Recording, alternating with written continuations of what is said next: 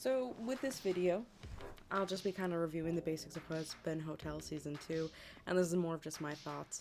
I do want to mention that my biggest annoyance with the series is that when it did come out Season 1, nobody seemed to criticize it or really critique it, and then later on, everybody was critiquing the show, honestly, to me it seemed like a lot of hate that was unnecessary. But I do think that her other shows, Vizzy Pops, do deserve more scrutiny at this point than this one necessarily.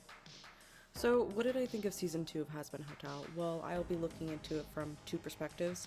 One is going to be a purely unbiased one, and the other one is going to be slightly biased. So let's start with the unbiased opinion. I am confused on pacings, I am confused on rules, I'm confused on character backstories and their motivations. It feels like some characters change their personality every other episode. The story comes at you at a neck-breaking pace, and the songs do feel very hammed in, and sometimes more than not, unwelcomed and uncalled for. And PS again, if you didn't hear before, there will be spoilers. So we're gonna first start off with the characters and kind of my thoughts on them on a general level. Now, I'll be kind of starting off with the little TV guy, or his name is Vox. He is this season's premier bad guy. And actually, gonna say this, he surprisingly does a great job. I almost enjoyed every song that he was in, and like his second to last character design, I'm not a huge fan of his final, but he does get a cute little shark, so, well, it's more of a larger shark. So I do feel that he becomes, unfortunately, a story replacement for what they wanted for the character Alistair, but I do think they handle it well. His mind control power, in the beginning you feel like it's kind of just thrown away by chance, but honestly they use it very well in this series. But the problem is he made me ask more questions about the world than I really wanted to, like, how does one get power in hell? Or how particularly does he get power? They kind of show that the TV guy, or Vox, gets his power from views. Does this mean that attention gets you power? Contracts seem to also give power, but not. Does killing people in the life before give you power? And does power change from person to person? One sinner gets power from fear and another from views. It just wasn't very clarified, and I feel even more confused than ever. I will say this much, seeing him on screen made me realize that Vizzy excels with creating chaotic bad guys. Vox is great, but he also feels like a stand-in, and especially it's shown with his backstory. I mean, when you look at the fan art that they created for Alistair compared to Vox's human form when it's shown previously, you kind of see that in some ways that both their human forms are eerily similar. And even with the backstories, they don't quite make sense. I mean, their human forms look so insanely close to each other that I can't help but feel like it's an inside joke. One of the problems I do have with the show is the fact that it lacks continuity and explanation. You can watch one scene and feel like there's so much going on, but have no clue what it is because the show forces you to create kind of like a fanfic to make it make sense. And the only way I can describe it is there's this one particular instance where you basically get to see Vox and back in the beginning when he's still new in hell, and he gets to meet Alistair. And him and Alistair are talking, and he basically, gives an invitation basically saying, hey, we're friends, let's pair up and we can basically rule hell together. Alistair proceeds to make fun of him for wanting to be friends, because there are no friends in hell. And in this scene, Vox is kind of shown as being Vox is shown in this scene as being shy and awkward. And he even has one of those larger, older screen TV heads, which is just important at this time. And he gets really upset by this, but later it shows how he got to hell, and he's insanely charismatic, aggressive, and his personality is closer to, honestly, the news lady. He doesn't necessarily come off as this very shy and timid person who would feel uncomfortable in hell in any way, shape, or form, or even uncomfortable, or even want to be asking those questions. These two people don't feel the same, and I feel like I had to make up a story to make it make sense. So my thinking went as follows. Vox is evil and regards no one as his equal. They kind of show this, it's a running joke in the thing. Even with the two other people that he works with, they're called the V's, he still keeps on putting himself forward and front and center and kind of undermining them. So he kind of does this with everybody, including the V's. So no one is his equal, and this is even when he's human, he kind of has the same treatment. You know, he's killing off anybody who's competitive with him or in the same job. And then when he goes to hell and meets Alistair, people typically only get nice when there's typically personal motivation. Biggest question I had was it a sexual interest? And personally, they show Vox to be sexual, but he comes off as kind of like ace or asexual, and only uses sex really to manipulate other people, particularly in this case Valentino. So I did write this off as an explanation because it doesn't really make concrete sense to me. So why did this happen? I know this sounds silly, but personally, I feel like the creator gets a lot of their inspiration from songs. And particularly with artists, they do have a different way of forming characters. Some use songs, and it really was while I was watching in the middle of this series where it kind of just hit me that Alistair's voice sounds remarkably similar to the lead singer within Video Killed the Radio Star. And it gave me an idea, and this is what I'm thinking is with the development of the characters. Vox is shown in his 40s to 50s. That's when he is shown in his backstory as being human, around that time. And they kind of show that the time period is set around the 80s, when he typically died. So it makes sense because in hell he has a thick-headed TV head, so, you know, it correlates. But the 1950s to 60s is when TV became popular, and the 1920s to 40s is when radio stars were popular. I think that they used the actual lyrics from the song Video Killed the Radio Star as Vox's past, and mainly these couple of lines, which is, I heard you back on wireless in 52, lying awake, intently tuning into you. And so by that logic, Vox is a longtime fan of Alistair's, who turned into his show as he was a kid, and when he learned that Alistair basically had murdered a bunch of people, since Alistair got killed by being shot in the back of the head, you know, that would have broken out and been known. He's carrying a dead body too, so, you know, that doesn't really help the case. Learning that his, you know, childhood hero was a murderer inspired Vox to maybe go on a killing spree, which is why Vox has a love-hate relationship and refuses to kill Alistair when he could have done so. See, that makes sense, but it's just me jumping to conclusions. I'm not a writer, and I shouldn't have to find a reason for a character's motivation. I shouldn't have to come up with a great backstory to justify a plot. And the problem is they have this dynamic, and you're curious about it. You want them to explain it. And this is the way it is with most of the show. You feel like half of the writing is missing in of itself. It's not necessarily that the writing isn't good, it's just you feel like you're not part of the conversation. And the problem is they make you dig for lore that could or could not be correct. It's exhausting. Trying to make up reasons for why the show makes sense or why the characters do what they do just honestly is not worth it. But another issue is a lot of the times the reveals feel like they cover up loopholes, and sometimes they create bigger loopholes within the series. One of the biggest questions is, and again spoilers, is why is Alistair so powerful? They make it clear he's the most powerful sinner because of a contract he had before he died. But then later, before having any form of build-up, they decide to get the contract broken, or the contract gets broken by the end. But then he's able to stand up to Vox, who is, at this point, the most powerful sinner. So, where does his power come from? I have my theories, and I'll get into that later, but there's just so many questions. Another question is, why doesn't Lucifer give out contracts to people he can control?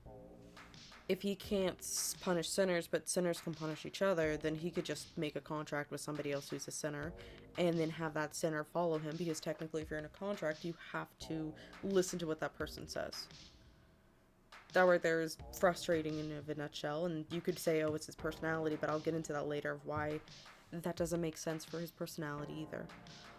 None of this is explained, and so the show makes comments like, Oh yeah, this is another issue I have. So none of this is really explained, and my other issue I have with the show is it doesn't utilize the fact that they're literally in hell. And this has been one of my issues with the entire series so far, including her knockoff show or other show that she's working on, Hell of a Boss, is it doesn't use hell properly. They literally make comments like, don't compare me to Hitler. This is hell. What is going on? Why do we care if we're compared to Hitler? Wouldn't this be a compliment? It's hell.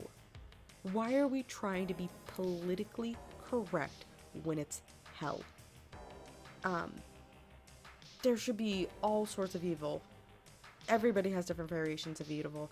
And honestly, the weirdest part is sometimes when you're watching the show, you're confused about why there's not more evil people with variances of it. It's typically all the same things along the same lines. A lot of the characters are, in my personal opinion, one note. But literally, you could have the cast of the most shittiest people out there. Why not embrace it? It's hell. One of the best lines in this media so far was the fact of the Killjoy lady, the little reporter lady, and her saying, "I'm not homophobic, I just hate gay people." There's all sorts of evil out there. And it's frustrating because it feels like she does the same evil bad guy personality trait over and over again without giving a lot of variance to the kind of evil. It's just, you literally have a reason to make the cast of characters who can be the shittiest people possible. Embrace it. Okay, now since we're going over characters, I do have to be very clear about certain characters and how I feel about them. The next one I'm going to deal with is Alistair. Honestly, he was genuinely just annoying. He doesn't really do anything this season. He kind of slinks around and then is rewarded like he did something when he really doesn't. They have this weird contract part to where it's like this clever deal he makes with Vox, and then it's treated as a big reveal because he tricks Vox later in the series. And I don't know, it's just he didn't really bring a lot to the table. The issue I have too is when he breaks his contract, you don't really feel a build-up from the contract. You figure out who has his contract, and there's a bit of backstory, but nothing is ever given enough time to sit and resonate with the viewers. So it comes out of left field and it leaves just as quickly. And for all this build-up of his contract, it ends that season with him breaking it, only for the viewers to not fully get why the contract was important to begin with. The creator refuses to give us any insight of why anything matters in this story. And the biggest issue I have too is he breaks the contract, right? He's the most powerful sinner in hell. But then he gets more powerful than Vox. There are no hints of where his power comes from. They could pull out some bullshit that he has, like, is the root of all evil, and because he made a contract with this character. I'll throw out the fan art here. Basically, it's a character who represents the root of all evil, but it doesn't make sense. Maybe they'll be like, oh, he has a contract with Lilith, and that's why he's so powerful. But I don't care at this point. I don't care. I am so frustrated at this point with this story that I'm just trying to figure out a reason to keep watching. Also, I'm going to note with his personality, it is vastly different than season 1 and also with the pilot. In my personal opinion, they try to make them this snarky comic relief mastermind, but he does nothing. And I can't help but feel that Vizipop can't decide if they want him to be absolutely evil and die at the end, or be the bad guy who saves everybody and has a weird redemption arc. And regardless of my like for him, the all-time low character that I absolutely did not want to see on screen and did not like being, like, not being around, she's on the TV, but I didn't enjoy watching in any way, shape, or form, was honestly Charlie. Charlie is a frustrating character because she's the main character, and she is a trope of the Disney princess in hell. And I think that it itself is a very funny idea, but truth be told, she's just annoying this season. They give her this personality of a Pinkie Pie. Every time she came on screen, at first I was like, okay, she's upset, this is gonna work, but then she just became exhausting, and she exhausted my patience. And again, they did this one trope, and I'm not really sure what it's called, but it's where the character suddenly becomes stupid and can't reason when they're clearly shown to have the ability to think and reason early on in the story. They do this with her. They cause this giant misconception that she helps create because she doesn't have the ability to stand up and like properly speak or think. And I don't know why they made her so stupid in this series. The character becomes one-dimensional somehow. Like, she becomes more one-dimensional than she was in the first season. I think that they could have really leaned into this, like, tragedy of death of a friend, and the fact that she's probably never seen anybody she cares about die in hell. That would be very interesting. I am also very confused of where she sits within the, like, her dad is Lucifer, who didn't, like, die in his original sinner, but like Cain is the original sinner, and her mom is Lilith, who is a human, but like, did she get to be human? If you're an angel, does that mean that like you could be an angel that never came down and doesn't understand human emotions, but then you can also be a sinner, or sorry, a human who made good decisions, became an angel? How does that work for a devil? You have residents of hell who are very different than like Lucifer, because he never got a human body. I don't know what we're going off of here. So is she like half human? Can she be killed? Can everybody be killed? I think they're confirming that, but I just don't know. She also does go back in some ways. The kind of annoyingness about her is, honestly, I just don't feel like her and Vaggy's relationship is written very great.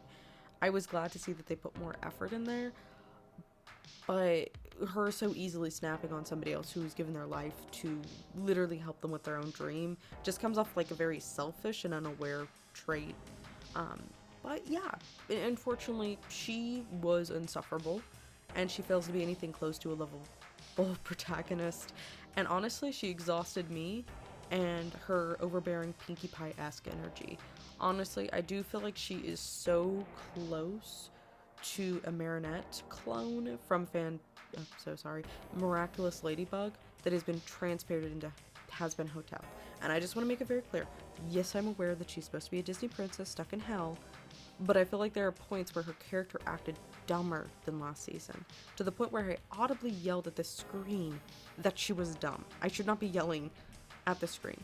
Now we're going to get into another character. Now this is the hard part, is I like this character, and I should make this very clear. He's one of my more favorite characters. I like probably Vox the best this season, and I like this character from season 1, but I want to clarify. It's Lucifer, and in this series, he becomes a joke this season. He is literally retconned to the point where he is useless in the story. And at first you may be like, oh no, that doesn't make any sense, he's still useful. No, the problem is they not only make his integrity as a character lower, they also mess with his, like, again, they kind of make him dumber for some reason. Like, he's always a little bit dumb, and he's a little bit petty, but they make him, like, extra stupid. Like, his imbecileness, oh my gosh, his dumbassery is taken to such extremes that he literally becomes a burden on the story and the characters around him. It was really sad to see him reduced to this, because I do consider this retconning. There's like this big reveal that I personally think hurt the story and what it could have been, and the character themselves, but I'll kind of explain what that reveal is. So in the story, Lucifer is the ruler of hell, or hell, but the reveal is he can't punish a sinner. So yeah, it's this weird like little thing to where it comes off really clever in the moment, but it makes little sense in context and feels like it's used to justify a plotline with not much thought. If that is the case, and I do feel like, you know, it's kind of, even the title ruler shouldn't be given to him. Also, since he can't touch or kill sinners, it kind of contradicts everything. Why call a ruler if you can't rule? Plus, if he's a ruler of hell and can't harm sinners, this means the same rule applies to Charlie. Or should apply to Charlie, or halfway applies to Charlie. And it feels like, since this is hell, that someone else would have discovered this earlier than just a random sinner. Vox, yes, he's clever, and I know that Lucifer is always hiding away, but it feels like this would have come into play a lot earlier, and feels like they wouldn't even refer to him as the king of hell or even see him as royalty. I feel like they would have set up their own well, Hell Legion line if that's the case. And the thing is I know we can justify this for the plot, but we shouldn't have to. When you explain something and make an excuse for a TV program or a TV show, and you are having to explain, like I did earlier with Alistair and Fox, you've already lost with your writing. Ways they could have fixed this, because I try to give critique, but I try to also say, like, how can we fix this? Simple. Make more an effort to say that he's not the ruler. Make an effort to see that Charlie refers to herself a certain way, but make it so you don't have people calling her a Nepo baby, that no one takes her seriously. They already go with this thinking in the show, and the fact they didn't just never bring up the fact that he's not the ruler would have been more of a reveal than being like, oh, he can't hurt people. Make more of an effort to show this odd relationship between him and sinners. It's there. It's just there. It just needs to be fleshed out. And I can see, and it makes me frustrated. And to be a devil's advocate, we can say, oh, well, it was heaven's cruel joke, and that heaven treats him like a joke, and so does hell. But they don't really. They refer to him as the ruler themselves, and refer to him like he has power. And you'd be like, oh, it's this giant scheme. People aren't dumb. These are sinners. These are shitty people. I mean, supposedly, by this show's logic, we've got Stalin, we've got Hitler, and we also probably have Napoleon. We've got a shitload of sinners who are going to be serial killers and horrible people who probably are not the dumbest people in the world. They're going to catch on. And it is revealed, too, in this one. Like, in season 1, it's revealed that he still has angelic powers. But with this one, it really gets to the point that he has angel powers. And in the story, Vox basically figures out he has angel powers, creates a cannon. This lady helps create the cannon. Sorry, I forgot her name temporarily. And basically he captures him and sticks him in the cannon to shoot heaven. But the problem I have now in the series what they've created is a giant problem. Anyone now can harness the power of this guy, and so they've made him as dumb as rocks. You get a character that can't protect themselves and has unlimited power to be utilized. It makes me wonder even further that, you know, if he rebelled and angels are the only thing that can harm an angel, then what stops Lucifer from killing angels or storming heaven? Who took away his powers? And this is the problem I have, is you have these loopholes that are created. So he can't hurt sinners, right? Because of, I don't know why. But he can hurt angels, or can he not hurt angels? But then how does his powers lead into a cannon? So you have this giant thing of what stops him from just trying to overtake heaven over and over again? What genuinely stops this guy? And you can reason, and this is the problem I have, is so we've gotten to the point where we've justified that he doesn't overtake heaven because he's a nice guy and would never hurt an angel. But the problem is we could have used that logic for the sinners. He's such a nice guy, he can't hurt humans because he fears the loss of a soul. And that thinking would lead to amazing character development. And honestly would have shown his character in a positive way and made him stand out, and also have justified the logic of the show. Heaven is not always right. They took the most merciful person that they possibly could and stuck them down in hell. That is a great segue into cementing the idea that heaven is incorrect. If Lucifer's view was, I won't hurt humans because they're still human, and to kill one would be the loss of a human soul, and I believe anyone can be redeemed, it really, really enforces the point that heaven is a contradiction. It also shows where Charlie got her attitude and why she is good. Now, I know that if you've seen this show, you're gonna go, well, that's where Lilith comes into play, and she creates an army and wants equal rights. It doesn't make sense, does it? Because if Lilith cared, she wouldn't be in wherever the hell she is. She would be in hell. The problem I have is they wanted to make this character that makes no sense within the context of the story, and then justify it by loopholes. And you know what the worst part is? It's like, you know that, like, basically what we got is we could have had these two options for Lucifer, and this is what I'm so angry about, is what we did get was, I'm Lucifer, king of hell, and can't hurt anybody. I wish I could kill a sinner. They're jerks. Or we could have had this character development, which is, I am Lucifer, king of hell. I refuse to bring any more harm to humanity. Heaven has done too much already. They may be awful, but everyone deserves a second chance, which would reinforce the themes in the show.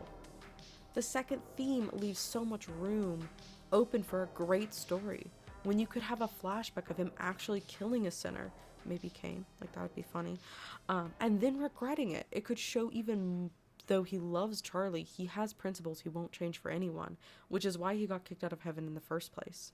It could show him, in the show, it could also act as betrayal.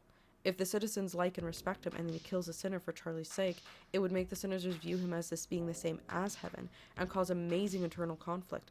Plus, it could be why him and Charlie have actually conflict instead of some lame excuse they use in the show. Because if he kills the sinner, like let's say he's respected, he's the king of hell, people actually like him, then it would make sense for everyone to dethrone him if he actually could kill a sinner and then makes that mistake to kill the sinner. You're given a lot of options here, and I feel like they went with the easiest option out without a lot of thought, without making the character interesting. Because I feel like the number one thing with characters and stories is they all have their motivations and their beliefs. And if everyone has the same motivation, which is, I can't because I don't want to, you get emotional people, and you get emotional characters that only have justifications. And everyone's like this in the story is, it's not because they won't, it's not because they can't, it's because they can't do this, and they're angry and upset. It feels like everyone here is fueled by emotions that are, what's the word? Aggressive. No, it's like explosive. I don't know. It's just frustrating. It's just the problem I have with the show is that it so many ways to justify its logic, but it rarely follows that same logic for any other part of the show. None of these characters show any form of developmental differences from each other. They all have the same personality. They all have the same motivations. Vizipop is always undermining the story with its own writing. And there are moments that could have led to beautiful moments of character growth and explanation, but are ruined by these reveals that add nothing to the story but further confusion. I feel like the creator wants to leave an exception for everything and everybody. At any time possibly, you could have the story completely switch up on you, but it doesn't feel like there's anything gained from it. You just feel kind of tricked. It's like a shitty magic trick where the person who's doing the magic trick keeps on insisting, going, woo, the magic is true, but like you can clearly see what they're doing. They've got like the coin tucked up in their fist and you can see a tip of it poking up, and it's like, ooh, what happened? It's magic. And you're like, no, I can see what you did. And it's consistently like this. Now we're gonna get into another character because I've ranted long enough on Lucifer. We're gonna get into Lute. Truth, she was okay.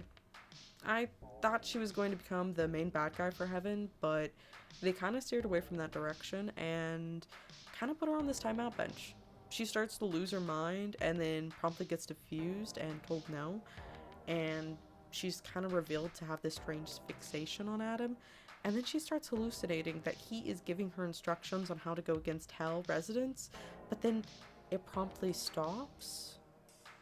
And maybe she will turn out okay, but I wasn't really super impressed. I didn't really get the direction they were going with. But I think they could have a new direction. I don't think they will, but it leads me into this, well, next character. The next character is Abel. And he's like, well, if you know the Bible, he's basically Adam's son. And I feel like he was not actually, I heard a lot of good things about him as a character, but I honestly was not really impressed with him at all. But I do feel like he could turn into one of the most interesting characters in the TV show if taken in the right direction. So he's basically, after Adam dies, he's the one in charge of Heaven's troops. And he shows that he basically avoids conflict. Again, I think he's okay, but he didn't really take much or add much to the story. But in the last 2 episodes, they do show him take charge, and at first, I wrote it in the script that he took his father's helmet, but later when I was actually looking at the characters, I realized it's just the Extermination Angel helmet, it's not his, so, but he still takes a helmet and puts it on to say he's in charge. He actually is the one who diffuses Lute, due to him looking like Adam, because she's got like this insane fixation upon Adam, and because he looks like Adam, it makes her like back down. Now, it is true I have held out for Adam to like come back as a sinner in the story and present himself as an issue. I've kind of hoped that they would do that. You know, he died in hell, and it'd be kind of fun if they do this. Oh, you can get redeemed in heaven if you die in hell for your friends, and you can die in hell and you can get redeemed as a sinner. That'd be kind of a funny exchange, but they didn't really do this. But I think he could be an interesting replacement, or a far more interesting replacement for Adam in the story than Adam coming back. Since Abel is shown to be a pacifist, and if you've ever read the Bible, he pretty much gets murdered by his brother. I do feel like you never got to see what he could have become, with the story using Adam as a contrast to Abel. Yeah, since Abel is shown as being a pacifist, and since the Bible story is pretty much he gets murdered by his brother, I feel like you could get some interesting backstory about using Adam, of what like Adam is, you know, a war person and, you know, all this stuff, and Adam's kind of this weak person, and that those two could be a good contrast. You do get some interesting psychology. You could get some interesting psychology where he's the one who stands in his father's shadow and everyone seems not to take him seriously. They kind of hint at that, but not really. Like, Lute is the only one really challenging him, but like the rest of the angels seem like really gung-ho about him. And, you know, and what could help with this is, yeah, and since all the other angels don't really challenge him besides Lute, and I'll talk about the whole angel and heaven issue later, and at the end of season 2 you do see him taking charge and reprimanding Lute, which you can only do because, well, Lute's obsession with Adam. But I would like to happen here, and I would like this to happen, and I hope that it happens. It's probably not going to, but I would like a nice fucked up relationship between him and Lute. Now, I am a sucker for messed up psychological relationships. And it doesn't have to be dating. It doesn't have to be anything like that. I just like complex parasocial relationships. See, this is how we could work it is Abel wants to be like his dad. And if they dig into this motivation, they can have Lute help with this. Because you could get this really nice toxic relationship where Abel starts committing to this kind of like caricature of what he thinks Adam was and starts acting on what he believes Adam would have wanted.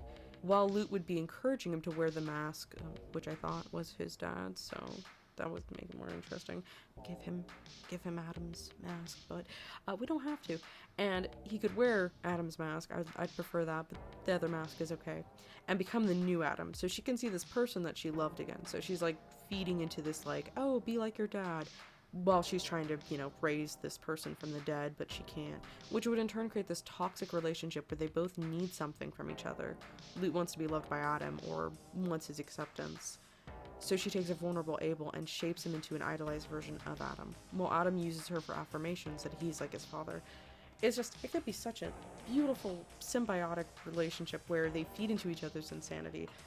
Okay, so I do want to review this because I thought about doing a review for season 1, but honestly it's been so long that season 2 came out, and I never got it done. So I'm going to be talking about a character that's not technically dead. Well, no, is technically dead, but still lives in Lute's mind, which is Adam. So my thoughts is with Adam that this had to do more of the concept with, you know, season 1. Adam was a great character, and the reason why I liked him was because the story really used him to explain heaven's kind of own logic.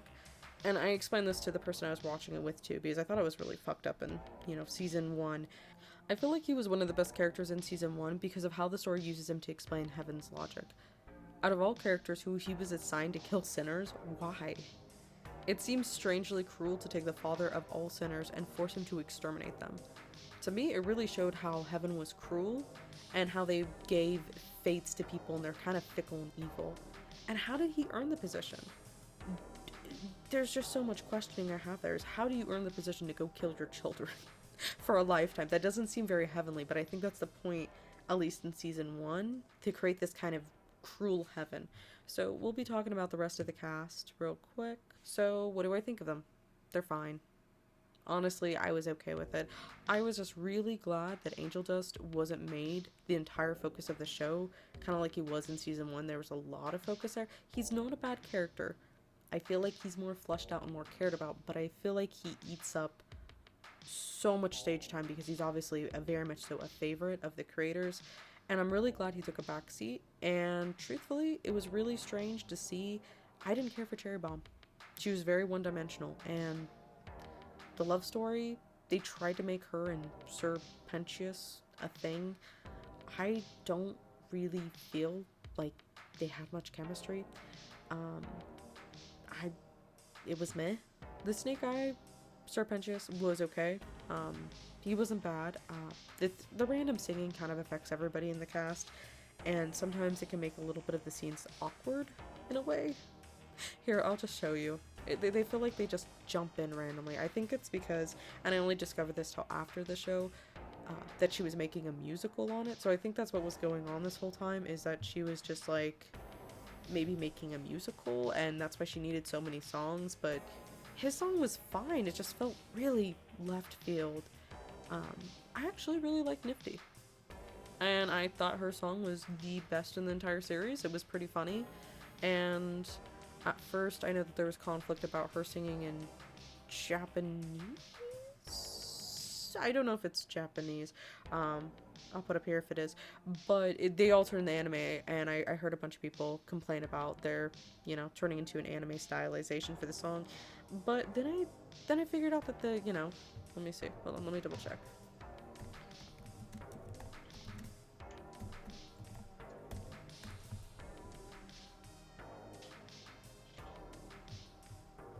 Okay, let's see. Hold on. Yeah, she's half Japanese, and that's her heritage, so I think that's fine, she's a Japanese housewife, which I don't really think makes any sense at all. The fact that she's a 1950s housewife, and it's kind of a mockery of American culture, with the poodle and everything, but I think it was fine to put somebody's, culture into something else, and I didn't really get the conflict there. I thought it was fine. One of the better songs, and actually made sense when it popped up, and actually was funny and relevant to the plot, unlike a lot of the other ones. I also enjoy Husk. He's a great straight man. I like him just fine. Liked him in season 1. I like him in this season. Though I do consider the pairing between him and Angel, I know it was a hyperfixation. I know it was a ship, and I think it was fine as a ship.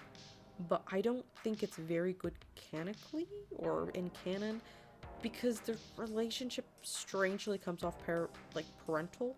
So either they need to fix that, change the dynamic, or fix the plot. I did really actually like Baxter. He was a cute inclusion, and I like the pairing with Nifty. I actually really liked him. I know that there's been a debate because of his little angler, what gender is, but he refers to himself as Baxter, so I'm just gonna go with that. If I'm misgendering, I'm sorry. Vaggie was fine. She was typically pretty decent. I like her decently as a character. She has typically pretty good songs. I still think they should have changed her name. I can't help but feel it's weirdly derogatory. Okay, now we're out of the characters. If I didn't cover any characters, you can ask me to later if you watch this video or not. But we're going to get into something called the music and kind of my thoughts with the music. So we're doing characters, music, and then I'll go into themes later. There's a lot of songs, and by a lot, I mean a lot. And sometimes they're good, and sometimes they're bad, and sometimes they feel like they're randomly inserted and you're confused of why it even came on. Songs that were good. I don't know how to say this. The ones with the more Latino flair, Vizzy seems to be talented with these, and I was never too annoyed with them. I liked them. They were actually really good. Anything with that Latino flair excelled. And I will make this clear, I don't do a lot of research with the show, so if you guys know something I don't, then that's just the case. Vox's songs. I liked them. They sounded like amateur Broadway, but in a good way. They focused heavily on character singing and storytelling rather than sounding overly pleasant. They were some of the most memorable songs. I feel like they had a story to tell while they happened. They were expressing emotion. They did good. The Fall Out Boy song with Lute. Not bad. I actually expected it to be very cringy, but I think it was a smart choice to bring in that flair and make the style distinction for each area. I think heavy metal and guitars are a great choice for Heaven. It's kind of funny. They should go with it. This one Angel song, it was nice, but it moved very quickly and didn't carry enough weight, so it didn't make it very impactful, so it was sad. And let's see. The Love in the Bottle was good for showing the mindset one can get it easily into, but it is ranked lower due to the second part. the Angel Dust song. Angel's voice was to me just not good enough to carry the atmosphere they were trying to create. I think he's a fine voice actor, but I don't think he understood how to make what they were looking for. I don't think his voice is very sultry. Themes. So this is the next part of themes. This is kind of talking about the themes of the entire premise of the show, and I'll kind of be going into what I think about the show. Now, this is where I lean into some stuff that could be completely incorrect, but I'll just kind of explain it. The premise of this idea, for anybody who is outside of America, which I highly doubt, is heavily based off American Christian beliefs. So I'll be talking about it with that kind of more that viewpoint, and I should also state I was raised heavily Christian, so these themes are ones that I can relate to, believe, that I can properly interpret, and I kind of know the basic premise. Now, something I should disclose is I do believe that every story has a personal reason for existing. Like, typically stories are just not created. If they are created for just blockbusters, I consider them soulless, but typically stories excel when they are created with somebody's personal understanding. This could be a theme, a moral idea, a personal journey of oneself, an emotion, a thought, and sometimes just a joke. It could be like White Castle, so-and-so go to White Castle. That's just a joke. I don't think there's much to take into that, but I always try to look for what is the undercurrent narrator or narration. I also believe as a viewer that we can kind of tap into the psychology of the person who created the story to understand what they're trying to display throughout their story. And also sometimes you can tell a lot by the creator, by their personal background and other things. Sometimes stories can be a little bit of a clue into somebody else's psyche, which can be a little disconcerting, but that's my personal belief. So personally with this story, I feel, because one of the biggest questions I had to ask is, with HAZBIN Hotel and Hell of a Boss, the one issue I have with it is it comes off as an immature story, and it's not just the writing or the jokes or the My Little Pony-esque characterization that they have, because that's the one thing I've heard over and over again is, this is My Little Pony but edgy. It does really give me that vibe, but it also gives me another vibe, and I feel like that's because the story matches pace with a young child coming to terms that people's logics can be unreasonable and invalid, and that it's okay to be called somebody else's version of evil. It's a stretch, but hear me out. I like the theme that heaven is not always right, but in some ways I feel that the story mimics the relation of a child and a parent, because many kids are given nonsensical answers of why they should behave, and if you were raised in a Christian household, the reasoning can be even more nonsensical. Religion is more than that, used as a threat. And I feel like heaven and hell are great parallels in the story, and I'll explain it in just a moment of why they're parallels and why I feel this way. But I do need to note that typically religion in American Christian sense is used as an emotional tactic to bully, enforce one's logic while justifying it through holy ideals.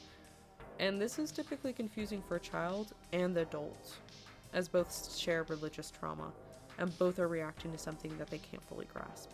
In this case, I feel like the child represents hell and the adult represents heaven. Hell is the perspective we come from, and is presented in the story in a more sympathetic light. Some characters are in hell for light charges and others for serious crimes.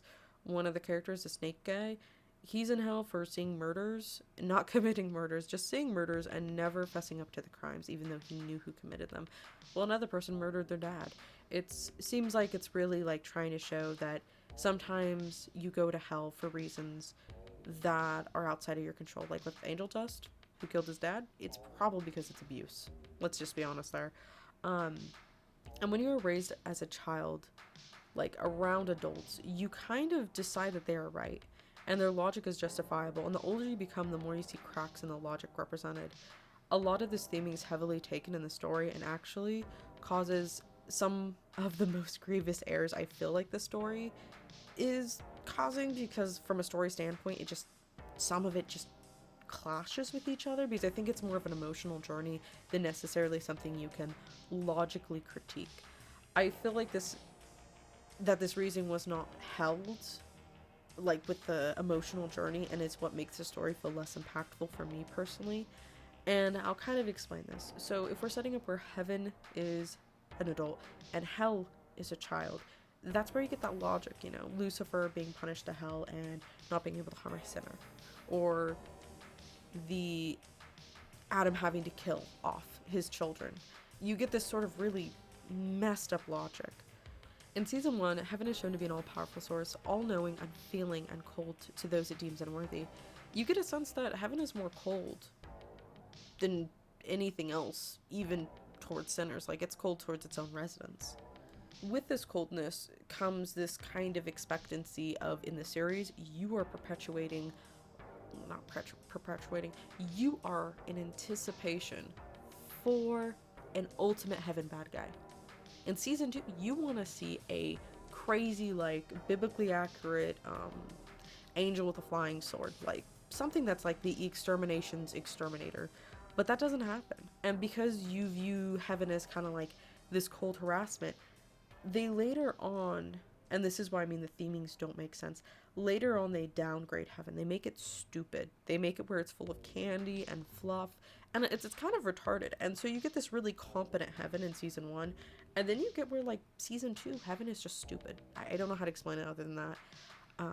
Season 2 sets in, and have some of heaven's armies have been killed. You wait for the reveal of, well, the cruel, more demonic angel, like the classic biblical sense. But they don't appear. Instead, what is presented in first season, you deal with an incompetent heaven. Heaven after Adam is stupid and incompetent, later revealed to have no sense of protection, and is filled full of candied sweets. And this is really interesting because we even get the sense that, like, the voice of God comes down. So God doesn't even talk to his angels. So you get the sense that, like, heaven is without God. Hell is without God. Hell, if we view it in an emotional range of a child, is forever in chaos as it tries distinctly to act different from heaven, while Charlie is, in some sense, the childlike aspect that desires to always get approval of heaven. In some ways, I believe that she represents a part of the creator psyche called the innocent. It's a forever, like, this hope beacon optimism. Even with Vox using angelic power against heaven, like in the canon, I feel that was a great representation of a teenager using a parent's own logic to defeat them. So I feel like they're like, I've learned now. I'm turning against you, and, I'm using you against yourself.